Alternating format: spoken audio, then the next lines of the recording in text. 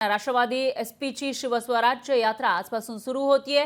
किल्ले शिवनेरीवरून या यात्रेला प्रारंभ होणार आहे। 10 दिवसात शिवस्वराज्य यात्रा 7 जिल्ह्यांचा दौरा करणार आहे। खासदार अमोल कोल्हे यांच्या नेतृत्वामध्ये ही यात्रा सुरू होणार आहे, तर प्रदेशाध्यक्ष जयंत पाटील यांच्यासह महत्त्वाचे नेते यावेळी उपस्थित राहणार आहेत। दरम्यान येणाऱ्या विधानसभेसाठी राष्ट्रवादी शरदचंद्र पवार पक्ष कामाला लागल्याचं पाहायला मिळते। या पक्षाचा स्ट्राईक रेट सगळ्यात जास्त राज्यामध्ये राहिला आहे लोकसभेमध्ये, आणि त्याच पद्धतीचा रिझल्ट आता विधानसभेमध्ये यावेत यासाठी सुद्धा राष्ट्रवादी शरदचंद्र पवार पक्षाकडून तयारी सुरू असल्याचं पाहायला मिळते। राष्ट्रवादी एसपी कामाला लागल्याचं दिसून येते। त्यामध्येच आता ही शिवस्वराज्य यात्रा आजपासून सुरू होतीये। याच्यामध्ये खासदार अमोल कोल्हे या यात्रेचं नेतृत्व करणार आहे। 10 दिवसामध्ये शिवस्वराज्य यात्रा ही 7 जिल्ह्यांचा दौरा करणार आहे।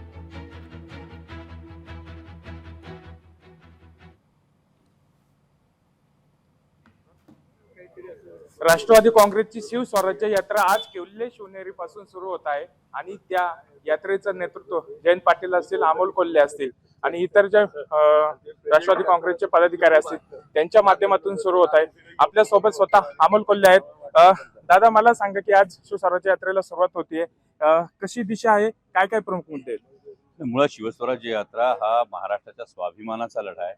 कारण ज्या पद्धतीनं सातत्यानं महाराष्ट्राचं हित हे डावललं जात आहे, महायुती सरकारकडून जे डावललं जात आहे, 3 पक्षांचं सरकार असताना सुद्धा सातत्यानं जे महाराष्ट्राचं हित डावललं जातं, अगदी अर्थसंकल्पात सुद्धा महाराष्ट्राला त्याच्या हक्काचा वाटा मिळत नाही।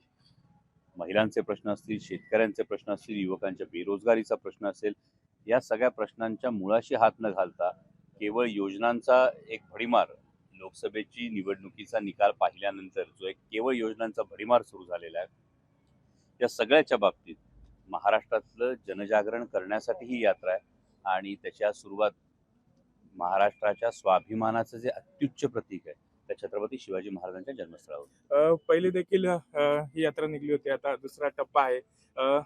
कसं याचं शेड्यूल असणार आहे, काय काय कोणती 2019च्या वेळी ही यात्रा निघाली होती, त्या यात्रेला प्रचंड प्रतिसाद मिळाला होता आणि आता ही यात्रा आपण जी सुरू करतो आहोत, याचा सुरुवातीला पहिले 2 दिवस हे पुणे जिल्ह्यामध्ये आहे।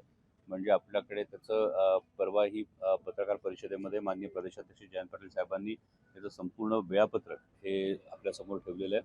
आज जुन्नर, त्यानंतर आंबेगाव, खेड, भोसरी हे विधानसभा मतदारसंघ आहेत। त्यानंतर ही यात्रा उद्या शिरूर हवेली, हडपसर, खडकवासलामध्ये, त्यानंतर दौंड, इंदापूर, बारामती असं करून मग सोलापूर जिल्हा असेल, बीड जिल्हा असेल, परभणी असेल, जालना असेल, या जिल्ह्यांमधून यात्रा जाणार आहे। कोण प्रमुख मान्यवर आहेत याची आणि याची सांगता सभा कशी असेल, स्वतः पवार साहेब या सभेला संबोधित करतात। लोकशाही मराठी ऐका, पहा, जागरूक रहा।